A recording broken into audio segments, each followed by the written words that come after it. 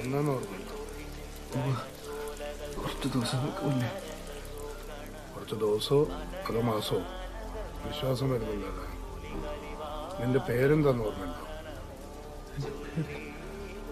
പോട്ടെ, നിന്റെ അമ്മയുടെ പേരെന്താന്ന് ഓർമ്മയുണ്ടോ? എനിക്കൊന്നും ഓർക്കാൻ പറ്റണില്ല, ഒന്നും മനസ്സിലാവണില്ല. എന്താ എനിക്ക് പറ്റിയ? അത് പറഞ്ഞുതരാൻ പറ്റില്ല, കാണിച്ചു തരാം. വാ. നമ്മളെപ്പോലെ ഈ കുരുക്കിപ്പെട്ടു ഒരു മനുഷ്യനാണ് ഈ കിടക്കുന്നത്.